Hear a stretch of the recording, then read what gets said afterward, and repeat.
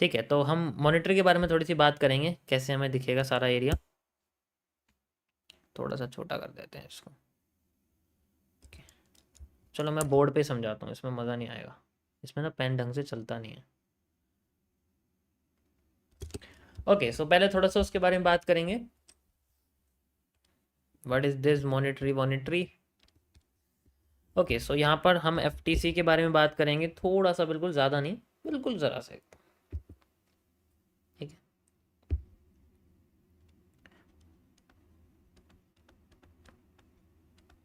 MMC FTC, इसके बारे में आप लोग जानते ही हैं।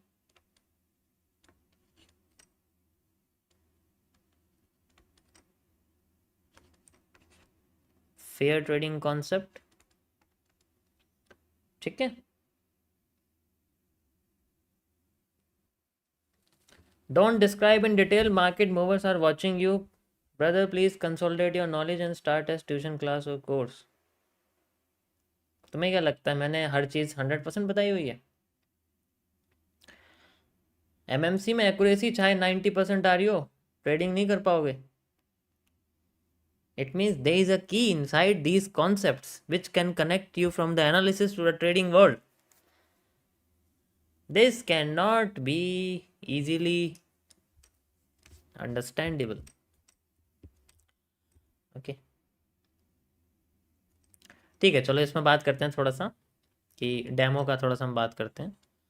लाइक डेमो, ठीक है। अब क्या है, जैसे मैं डेमो कैसे करूँगा, कैसे करना है मैं समझाता हूँ। पहले तो एक कोई भी ब्रोकर लेना है, ठीक है, कोई भी ब्रोकर लेना है। कोई भी ब्रोकर ले सकते हो, ट्रेडिंग व्यू में भी कर सकते हो, बट उसमें ना थोड़ा बहुत दिक्कत होती है। उसमें तुम्हें लॉट साइज का सिस्टम समझ में नहीं आएगा। कोई सा भी यूज़ कर सकते हो, जैसे एक्सएनएस यूज़ कर सकते हो कि तुम्हें करना है तो, ठीक है। बार रिप्ले यूज़ कर सकते हो, इसमें सबसे बेस्ट है, डेमो के लिए कर सकते हो, ठीक है, जितना मुझे पता डेमो तक का, ठीक है। सो अब क्या करना, कैसे है, ध्यान से सुनना इसको, इग्नोर इग्नोर करो जो भी कमेंट कर रहे हैं यार, फिलहाल के लिए मेरे को फोकस करने दो। Start with the balance that you can really afford। ये लाइन याद रखना, ये नहीं है अरेंजमेंट $1000 का भी नहीं कर सकते, अकाउंट में डाले हुए हैं $50,000 डेमो में। ये छोड़ देना, ये वाला स्टेप छोड़ देना, ऐसे मत करना, ठीक है। समझ आया?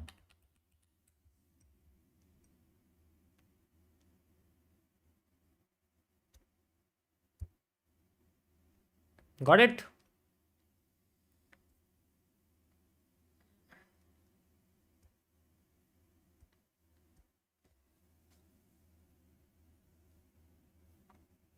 तो उतने से शुरू करना है सबसे पहले, जो मैं कर सकूँ। 10 लाइक मैं $1000 अरेंज कर सकता हूँ फॉर इंटरमीडिएट। देखो एक क्राइटेरिया होता है, मैं आपको बता देता हूँ। एक क्राइटेरिया होता है सबसे पहले, लो इनकम इंडिविजुअल, इन्हें बोलते हैं LIIs, ठीक है। उसके बाद आते हैं, बी तो नहीं बोलूंगा, MIIs, मिडल इनकम इंडिविजुअल्स, ठीक है। उसके बाद आते हैं आपके पास हाई इनकम इंडिविजुअल्स, HIIs। तो इसमें क्राइटेरिया लगा सकते हो, मैं क्राइटेरिया बना के दे देता हूँ आपको। लो इनकम इंडिविजुअल्स यानी कि जो अरेंज कर सकते हैं up to $100 to maximum $500 maximum, ठीक है। सबसे पहले ये मैक्सिमम बता रहा हूँ, क्राइटेरिया है इतने से इतना, इससे नीचे रिस्क मैनेजमेंट सिस्टम काम नहीं करेगा, इससे नीचे रिस्क मैनेजमेंट सिस्टम काम नहीं करेगा।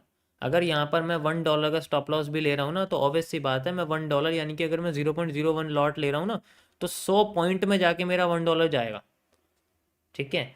एंड 100 पॉइंट मेरे, अगर मैं जनरली यूरो USD यूज़ कर रहा हूँ ना मान लो, तो उसमें 100 पॉइंट आ सकते हैं स्टॉप लॉस के, उसमें ले सकता हूँ मैं, ठीक है। ये $100 से नीचे तो पॉसिबल नहीं है क्योंकि कोई फ़ायदा नहीं है। अकाउंट दूसरा होगा तो उसमें स्प्रेड आएगा, टाइम फ्रेम छोटा होगा, बड़ा करोगे तो फिर से बड़ा आ जाएगा स्टॉप लॉस, तो कोई फ़ायदा ही नहीं है। मिडल रेंज के लिए क्या चीज़ है, मिडल रेंज के लिए होना चाहिए आपका $500 से मैक्सिमम $1500 तक, बस दैट्स इट। ठीक है, उसके बाद हाई रेंज वाले तो आप कह सकते हो कि $2000 से करीब एवरेज $30,000 तक, क्योंकि यही डिपॉजिट लिमिट होती है हर ब्रोकर में, इससे ज़्यादा बेकार है।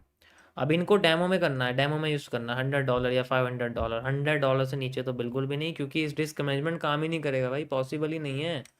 ठीक है, 10 बार गवा देंगे बेमतलब, फिर कहेंगे मेरे पास तो $1000 चले गए मेरे तो इसलिए यहाँ पर डेमो जो है वो इतने अमाउंट से करना चाहिए, और फिर यहाँ पर करने के बाद इसको ग्रो करना है उसी माइंडसेट के साथ जिस माइंडसेट के साथ आप रियल को करोगे। ठीक है, इसमें MT5 सबसे बेस्ट है। अगर MT5 यूज़ करेंगे ना हम लोग तो बेस्ट रहता है वो मेटा ट्रेडर जो होता है, क्योंकि उसमें हम इजीली फ़ोन से प्लेस कर सकते हैं और चार्ट भी देख सकते हैं एट अ टाइम, हमें ब्रोकर का चार्ट देखने की ज़रूरत नहीं पड़ेगी, जस्ट लाइक। ठीक है,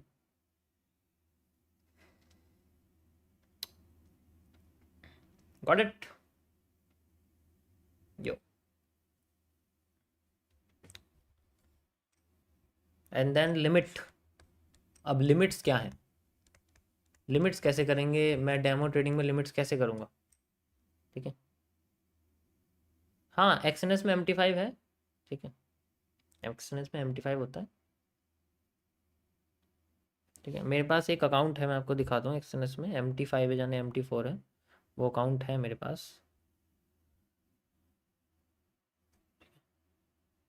या इसमें एक ट्रेड भी लगी हुई है जिसमें 46,000 रुपीज़ का कुछ लॉस भी चल रहा है, दिखाता हूँ मैं तुम्हें। ये देखो, दिख रहा है तुम्हें MT5 है ये, देख रहे हो? ये रहा, इसमें कुछ लगता है 7-8, पता नहीं कितने रुपए हैं इसमें, 7 मिलियन है क्या ये, पता नहीं कितने रुपए में है ये, जो भी है। ओके, सो यहाँ पर है। तो अब लिमिट में क्या है कि रिस्क मैनेजमेंट तो पता ही है, RMS क्या होता है, 1% FTC, कई बार मैंने बताया हुआ है यहाँ पर। ठीक है, एंड यहाँ पर इसमें हमारे पास जनरली क्या चीज़ है कि चलो, जो हमारे पास ये सब समझ में आ गया कि किस तरीके से हम अपने उसको बांट सकते हैं कि मैं रियल में भी इतने अफोर्ड कर सकता हूँ, ये कर सकता हूँ, लेकिन प्रैक्टिस में मैं इतना करूँगा। अब लिमिट पे आते हैं कि हाउ मच, कितना। अब इसमें कुछ क्राइटेरिया डालने पड़ते हैं, just like a property firm, जिन्हें हम लोग प्रॉप फर्म कहते हैं। ठीक है, कैसे क्राइटेरिया डालना पड़ता है खुद को लिमिट में रखने के लिए, और सबसे बढ़िया लिमिट है कि अपने आप को मैक्सिमम ड्रॉ डाउन के क्राइटेरिया में डाल दो। मैक्सिमम ड्रॉ डाउन होता है, देखो जब ट्रेडिंग की बात होती है ना, वो अलग दुनिया में चले जाते हैं फिर हम। मैक्सिमम ड्रॉ डाउन है कि बैलेंस का एक दिन में मैक्सिमम 3% से ज़्यादा डाउन नहीं जाना चाहिए, अगर जाता है तो स्टॉप। और प्रॉफिट में भी मैक्सिमम जो है, ठीक है, मैक्सिमम जो नंबर ऑफ ट्रेड्स होती हैं वो भी 3 के करीब ही होनी चाहिए, 3 या 4, मैक्स 3 या 4। पहली ट्रेड में अगर मुझे लग रहा है अकाउंट ग्रो हो गया तो बहुत बढ़िया, फिर तो मैं चलूंगा ही नहीं आगे। क्यों चलूँ मैं आगे जब मेरा पहले में, हाँ अगर यहाँ पर लॉस हो गया तो मैं उसकी उसके बदले में आगे मैं रिस्क रिवॉर्ड मेरा उतने रहेगा 1 रेशियो। ठीक है, अभी मैं आगे बताता हूँ, ये क्राइटेरिया है कुछ। ओके, अब यहाँ पर क्या चीज़ है, ये फंडेड अकाउंट के पीछे मत पड़ना अभी बिल्कुल भी। ठीक है, फंडेड अकाउंट के पीछे मत पड़ना अभी मैं क्या क्या कह रहा हूँ यहाँ पर।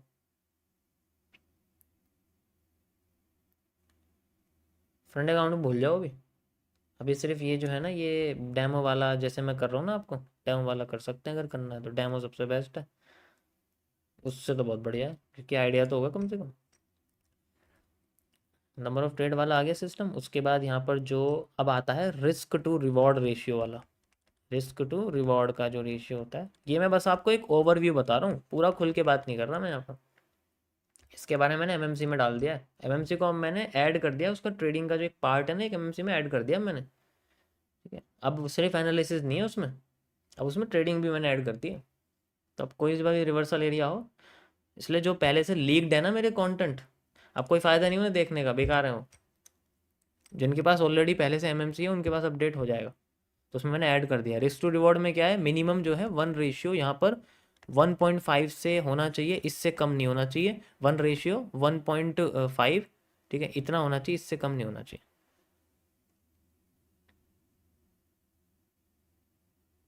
ठीक है भाई, तुम्हारा पीएनएल जेपीवाई में क्यों दिखता है, पहले ये बताओ। बताता हूँ अभी, ठीक है। और मैक्सिमम तो जितना हो जाए उतना रहे, और रेंज में रखना पड़ेगा कि 1 रेशियो 1.5 है तो मुझे पता है कि इसका मुझे कब यूज़ करना है। 1 रेशियो 7 है, कब यूज़ करना है, ये तो फिक्स नहीं होते, आपको पता है, तो स्ट्रक्चर के हिसाब से होते हैं, स्ट्रक्चरल एनालिसिस के बेसिस पे होता है। ठीक है, ओके, स्ट्रक्चरल एनालिसिस के बेसिस पे होता है बेसिकली। समझ में आ गया ना, तो ये इस तरीके से काम करता है, सिंपल। और बाकी तो देखो टाइम है, 10 दिन करके देखेंगे तो आइडिया हो जाएगा कि हाँ मुझे कितना आता है, कैसे कैसे हैं। ठीक है,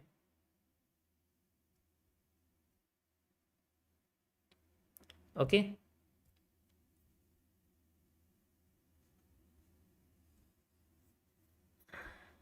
भाई ऊपर से प्रेशर आ रहा है मार्केट में, फिर से भागना चाह रही है नीचे। चलो इसको छोड़ो अभी। हाँ जी,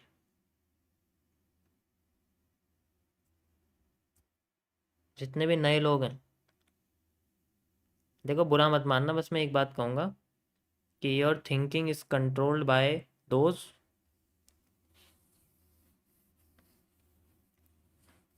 बस दोस्त कहूँगा मैं, अब वो आप खुद की है, फिल इन द ब्लैंक्स कर सकते हो, मर्जी है तुम्हारी। ठीक है, देखो अब ध्यान से, जो पुराने हैं उनको पता ही है। जेपीवाई में मैंने क्यों अकाउंट का, पहली बात तो मैं ट्रेडर नहीं हूँ, तो मैं टेस्टिंग पर्पस के लिए यूज़ करता हूँ जो भी अकाउंट है, ओनली टेस्टिंग पर्पस। चाहे वो अकाउंट का 7 लाख रुपए वाला हो, चाहे वो 70 रुपये वाला हो, वो मेरे लिए सिर्फ टेस्टिंग पर्पस होता है, not my real income. Okay, तो इससे मुझे कोई फ़र्क नहीं पड़ता। मैंने 7-7 लाख के अकाउंट को जीरो करा हुआ है, ठीक है, देखा भी होगा आपने पहले, और फिर मैंने उनको 7 लाख करा भी हुआ है, तो उससे मेरा कोई इनकम सोर्स नहीं है, नथिंग एल्स। एंड बस जेपीवाई में क्या रीज़न है मैं बताता हूँ तुम्हें, कि जैसे कि अगर मैं यहाँ पर कुछ और देख रहा हूँ अलग, एज ए मान लो इन्वेस्टमेंट के हिसाब से देख रहा हूँ, तो ये पहले की बात है, अब जेपीवाई में यूज़ नहीं करता। ठीक है, जैसे आईएनआर जेपीवाई है, ठीक है, मान लीजिए इसका जो प्राइस है वो डाउन जा रहा है, ठीक है, डाउन जा रहा है, तो मुझे, मैं ज़्यादा पैसे खर्च करूँगा तो कम मुझे जेपीवाई मिलेंगे।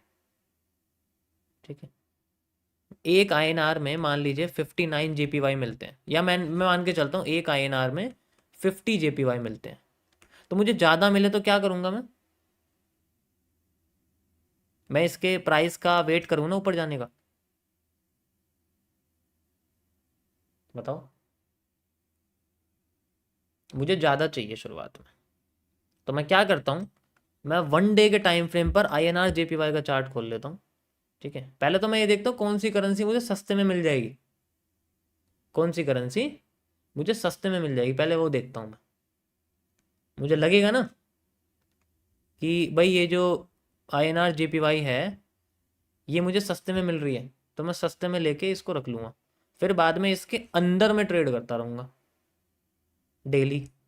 1 डे के टाइम फ्रेम का चार्ट तो चल रहा है, जिस दिन मुझे लगा 50 से ये 60 हो गया, ठीक है, मान लीजिए ये मेरा जो है करीब 20% इंक्रीज हो गया, मान लो 20% इंक्रीज हो गया, तो अब मैं निकाल लूंगा ना, तो मेरे को ऑलरेडी 20% ज़्यादा मिल जाएगा। अगर मैंने 1000 जेपीवाई करे हैं तो मेरे को 200 जेपीवाई तो एक्स्ट्रा मिल ही जाएंगे, मान लो। ठीक है,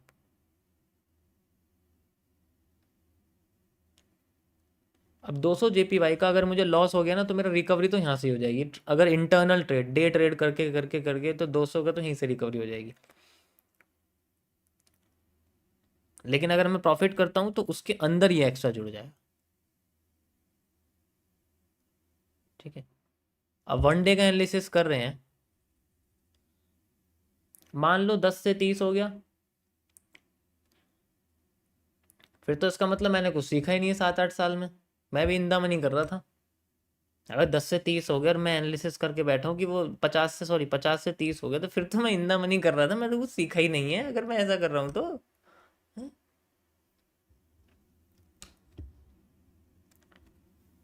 ये बहुत आगे की चीज़ है। इंटरनल बोले तो इंटरनल बोले तो जैसे हम डेली डे ट्रेड चल रहे हैं जी, 1 मिनट के टाइम फ्रेम पे डेली अपने कर रहे हैं, 1%, 2%, 3% करते जा रहे हैं, और होल्डिंग कर पड़ी हुई है। वो है तो जेपीवाई में ही, निकालना तो आईएनआर में ही है मान लो, फिर आईएनआर में उसको वो कर दिया एक्सचेंज पे जाके, लीगल एक्सचेंज के जरिए मान लो, एंड देन उसके बाद एक्स्ट्रा।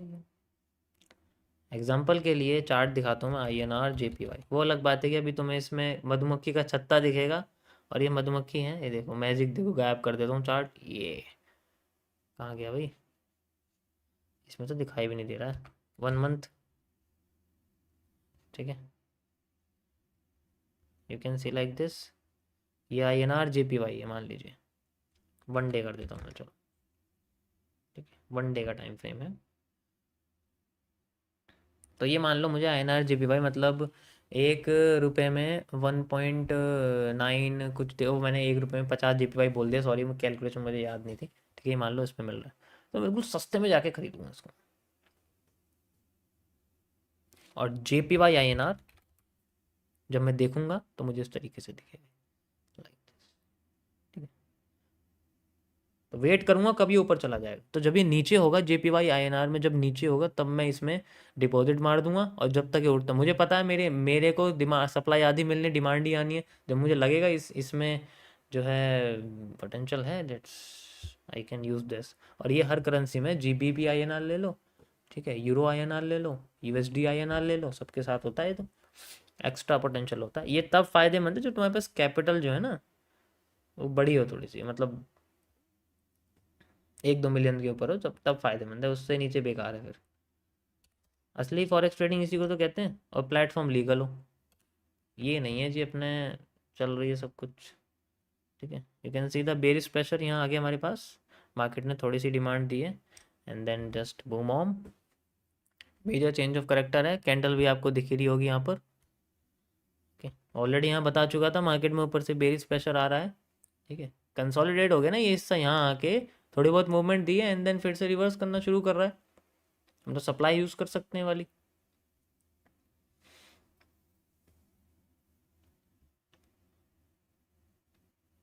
अब ये वाला जोन आ चुका है हमारे पास, खाली बचा हुआ, ठीक है, लाइक दिस, जो लास्ट जोन है हमारे पास for protecting the move.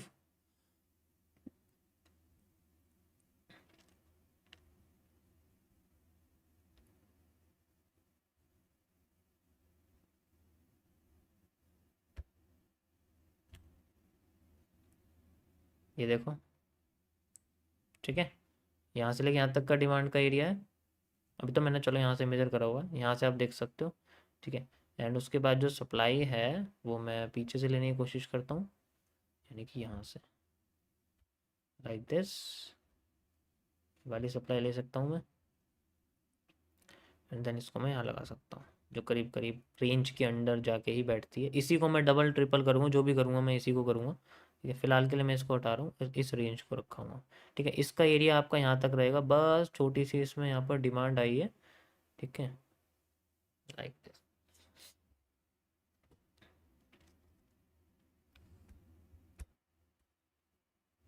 Okay, let's wait. अब इसकी कोई ज़रूरत नहीं है क्योंकि मार्केट ने इसको क्रॉस कर दिया है, तो इसकी कोई, जहाँ मार्केट आई नहीं है तो we can not use it, use करने की ज़रूरत ही नहीं है इसको फ़िलहाल के लिए, ठीक है।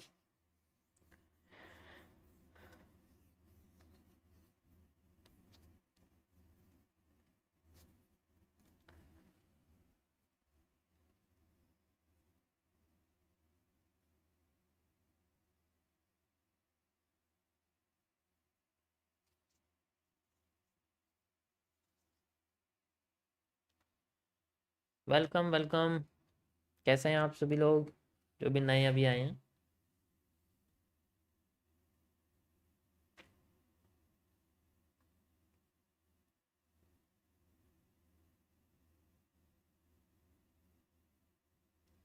सर ये स्प्रेड का क्या चक्कर है? भाई देखो स्प्रेड तो है, देना तो पड़ेगा स्प्रेड, अब रो अकाउंट लोगे तो स्प्रेड तो आएगा ही उसमें। स्प्रेड में बस, ठीक है, स्प्रेड में क्या होता है कि थोड़ी सी प्रॉब्लम होती है, मैं समझ रहा हूँ।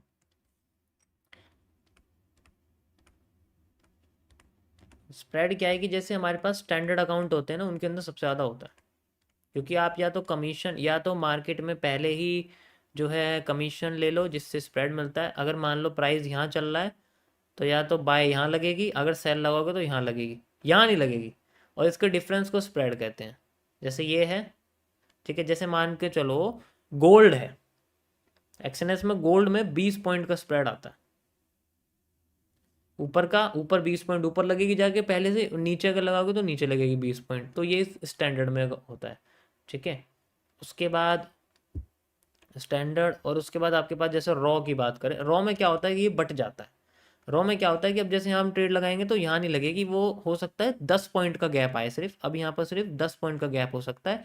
10 पॉइंट में बाई की लगेगी, बाई लगाऊंगा, 10 पॉइंट नीचे सेल की लगेगी, और यहाँ बदले में 10 पॉइंट कहाँ चले जाएंगे, वो कमीशन में चले जाते हैं। वो 10 भी नहीं होते, वो 5 से 7 पॉइंट के बीच का होता है कुछ हिसाब, मतलब कम हो जाते हैं ये पॉइंट, मार्केट से निकल के कमीशन में आ जाते हैं, ठीक है। ओके, उसके बाद आते हैं फिर दूसरे जिन्हें हम लोग बोलते हैं प्रो अकाउंट। प्रो में क्या होता है कि इनकी भी क्राइटेरिया होती है, रो अकाउंट्स की क्राइटेरिया भी होती है, प्रो अकाउंट्स की भी क्राइटेरिया होती है कि इसमें मिनिमम डिपॉजिट जो है $500 है। तो प्रो अकाउंट में क्या होता है, कमीशन थोड़ा कम हो जाएगा, लेकिन ब्रोकरेज कमीशन बिल्कुल जीरो हो जाएगा। ब्रो इसका जो प्राइस है, मैं यहाँ ट्रेड लेना चाह रहा हूँ तो यहाँ नहीं लगेगी, अब वो 10 की जगह 15 पे जाके लगेगी, लेकिन बदले में मेरा कमीशन चला जाएगा 15 पॉइंट बाय में या 15 पॉइंट सेल में, ये डिफरेंस आ जाएगा, लेकिन कमीशन जो है ज़ीरो हो जाएगा, कमीशन कुछ नहीं हो जाएगा। अब सबसे बेकार होता है जीरो अकाउंट, ये सबसे बेकार है, ये सबसे बेकार है, मैं जनरली बता रहा हूँ। क्यों? क्योंकि इसमें क्या होता है कि स्प्रेड तो आपको जीरो मिल जाएगा, मतलब जहाँ लगाओगे ट्रेड वहाँ लग जाएगी, लेकिन जो कमीशन है वो 20 से 25 पॉइंट का होता है, ये बहुत ज़्यादा है, बहुत ही ज़्यादा है ये। अगर, क्योंकि देखो अगर छोटा टाइम फ्रेम यूज़ करोगे तो ऑब्वियस सी बात है 20 से 25 पॉइंट इंक्लूड हो जाएंगे उसमें, ठीक है, तो आधा तो कमीशन में चला जाए, क्योंकि जब लॉस होगा ना तब ये इफेक्ट करेगा, प्रॉफिट में तो कोई फर्क नहीं पड़ेगा। और हमेशा प्रॉफिट में 20 पॉइंट ऐड करने पड़ेंगे हर बार, यानी कि 2 पिप, अगर आप देखना चाहें ना 2 पिप बोल दो इसको, वैसे मैं पॉइंट्स में बात करता हूँ, मुझे पिप से मतलब नहीं है, ठीक है। तो यहाँ पर 20 पॉइंट जो है मुझे ऐड करने पड़ेंगे हर बार, हर बार मुझे ऐड करने पड़ेंगे इसमें 20 पॉइंट, और इससे क्या होगा फिर, बार बार बार बार बार बार टेक प्रॉफिट बड़ा होता चला जाएगा। हो सकता है 2 रेशियो इंक्रीज हो गए, मैं 1 रेशियो फोन ले रहा था 1:6 हो गए, तो वहाँ समस्या है।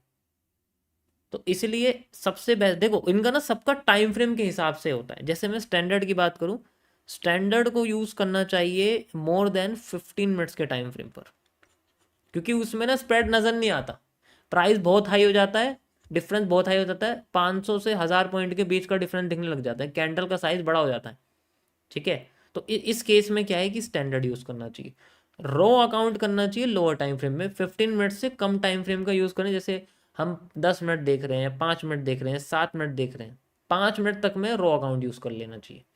प्रो अकाउंट, प्रो और रो दोनों सेम है, ज़्यादा में फ़र्क नहीं है, ठीक है, इसे भी यूज़ कर सकते हैं। जीरो को तो मैं बोलूँगा नहीं, जीरो से तो दूर ही रहो जितना हो सकता है, क्योंकि ये बेसिकली जीरो यूज़ हो सकता है बाइनरी ऑप्शन में, और बाइनरी ऑप्शन ब्रोकर्स में होते नहीं है ऐसे में, क्योंकि वहीं मिल सकता है जीरो। या फिर जीरो अकाउंट तब यूज़ कर सकते हैं जब हमारा रिस्क रिवॉर्ड 1:11 से ज़्यादा हो, 1:11 से रिस्क रिवॉर्ड मान लो ज़्यादा है तो मैं इसको यूज़ कर लूँगा, वरना कोई फ़ायदा नहीं है, इसमें नुकसान ही। अब मुझे खुद बताओ, जैसे मैं आपसे बोलता हूँ, जैसे मेरे पास यहाँ पर $100 का कैपिटल है, ये मेरे पास $100 का जो है यहाँ पर कैपिटल है, ठीक है, और मैंने यहाँ पर मान लो एक ट्रेड ली है जिसमें मैंने 0.02 का लॉट लिया है। अब इसमें मान लो मैंने स्टैंडर्ड अकाउंट से लिया है, ठीक है, स्टैंडर्ड अकाउंट से लिया है, और मान लो 5 मिनट का टाइम फ्रेम में यूज़ कर रहा हूँ, तो यहाँ पर मेरी ट्रेड लगी है, स्टॉप लॉस आया मेरा यहाँ पर करीब 150 पॉइंट का स्टॉप लॉस आया है, ठीक है। तो ट्रेड लगी है मेरी 150 पे नहीं लगेगी, अब मेरी ट्रेड लगेगी 20-30 पॉइंट ऊपर जाके, यानी कि मेरी 170 का स्टॉप लॉस हो चुका है, मेरा 20 पॉइंट एक्स्ट्रा हो गया जहाँ मैं लगाना चाह रहा था वहाँ से ऊपर, तो ये हो गया 170 का मेरा स्टॉप लॉस। अब अगर मुझे नीचे देखना है तो मार्केट क्या करेगी, नीचे यहाँ पर आने की बजाय पहली स्टॉप लॉस हिट कर देगी, ठीक है।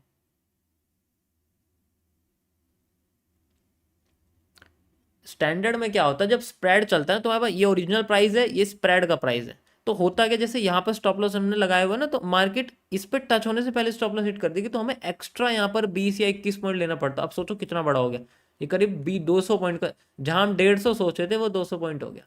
ओरिजिनली हमारे टारगेट पे स्टॉप लॉस बढ़ता जा रहा है। जैसे मैं आपको बताऊं इसको, उसके अंदर ये देखो, जैसे मान के चलो ये है मेरे पास, ठीक है, एंड जैसे मैं यहाँ ले रहा हूँ, मान लो ऐसे मैंने ले लिया और मैंने यहाँ ट्रेड लगाया ना, तो पहले तो ट्रेड यहाँ नहीं लगेगी, ट्रेड लगेगी यहाँ जाकर, कुछ पॉइंट ऊपर जाके यहाँ पर ट्रेड लगेगी, ठीक है। और मेरा स्टॉप लॉस बढ़ गया और मेरा टारगेट मान लो मैंने यहाँ तक लिया था और मेरी ट्रेड में यहाँ पर सोचा था। अब रेशियो देखो कितना दिखा रहा है, 2.82। ट्रेड लगते ही मेरा जो रेशियो वो ऊपर हो गया, अब 1.98 हो गया मान लो, रिस्क रिवॉर्ड कम हो गया ना मेरा, ठीक है। तो यहाँ ये प्रॉब्लम होती है, स्टैंडर्ड में ये प्रॉब्लम होती है। और ये प्रॉब्लम किस में है, ये प्रॉब्लम उसी में है जब टाइम फ्रेम छोटा यूज करते हैं, जब टाइम फ्रेम छोटा यूज करते हैं तभी प्रॉब्लम आती है, ठीक है। अगर टाइम फ्रेम बड़ा यूज करें फिर तो कोई प्रॉब्लम ही नहीं, फिर तो तुम कोई सा भी अकाउंट यूज कर लो, फिर तो मैं कहूँ स्टैंडर्ड सबसे बेस्ट है। स्टैंडर्ड सबसे बेस्ट अकाउंट है लार्ज टाइम फ्रेम के लिए, क्योंकि ऑब्वियसली बात है स्प्रेड कितना ही हो भाई, 400-500 पॉइंट के स्टॉप लॉसेज हैं और 2-3 हज़ार पॉइंट के टेक प्रॉफिट्स हैं मान लो, ठीक है। 2-3 हज़ार के पॉइंट्स के टेक प्रॉफिट, अब 2-3 हज़ार के टेक प्रॉफिट्स होंगे तो कितना निकलेगा। अब 20 पॉइंट का उसमें जो डिफरेंस आ रहा है, या मान लो 20 पॉइंट का स्प्रेड आ रहा है, क्या फर्क पड़ रहा है उससे, कुछ भी नहीं फर्क पड़ता, दिखता भी नहीं है वो, ठीक है। वो दिखता भी नहीं, नजर भी नहीं आता है वो, सबसे बेस्ट है। हाँ अगर छोटा हमारे पास जैसे टाइम नहीं है, मैंने क्या बोला भाई, टाइम फ्रेम के हिसाब से हर कोई कर रहा है, ठीक है, टाइम फ्रेम के हिसाब से हर कोई कर रहा है। तो फिर ऑब्वियसली बात है भाई, जीरो अकाउंट है भाई, 1 मिनट का टाइम फ्रेम यूज़ करना, जीरो अकाउंट है, फिर टारगेट बढ़ जाएगा, एंट्री वहीं लगेगी एग्जैक्ट जैसे मैं लगाना चाह रहा हूँ, लेकिन फिर टाइम फ्रेम थोड़ा सा बेसिकली बढ़ जाएगा, ठीक है। जैसे मैं एग्जैक्ट कैंडल के बेसिस पे ट्रेड लेना चाहता हूँ, ठीक है, मैं आपको एग्जैक्ट कैंडल के बेसिस पे ट्रेड लेना चाहता हूँ। जैसे मान के चलो मैं जैसे मान के चलो मेरे पास गोल्ड है, मान लो यही है हमारे पास, ये चला हुआ है, मान लो 2 मिनट का टाइम फ्रेम है या 3 मिनट का टाइम फ्रेम है, 4 मिनट का, 5, 6, अरे यार कुछ तो दिखा दिया अच्छा सा, 8, चलो ये देखो, जैसे मान लो ये है मेरे पास, ये मैंने 8 मिनट का टाइम फ्रेम लिया हुआ, यहाँ पर कैंडल की मैं यहीं लगाना चाहता हूँ ट्रेड, तो जीरो अकाउंट में क्या होगा, एग्जैक्ट यहीं लग जाएगी, बिल्कुल यहीं लग जाएगी, ऐसे करके मान लो ऐसी लग जाएगी, और फिर मैं स्टॉप लॉस यहाँ तक लगा सकता हूँ।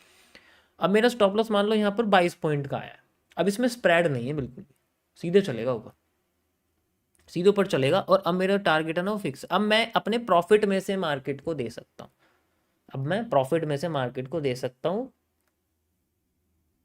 जो कमीशन होगा 20 पॉइंट का उसमें दे सकता हूँ। हाँ एक्स्ट्रा मैं 20 पॉइंट इसमें जोड़, जैसे मान के चलो मैं यहाँ पर 90 लेना चाह रहा था ना, तो मैं 90 की जगह 110 ले लूँगा, बस ये फ़र्क पड़ जाएगा थोड़ा सा, इसमें ये दिक्कत आ जाती है, ठीक है, समझ आया।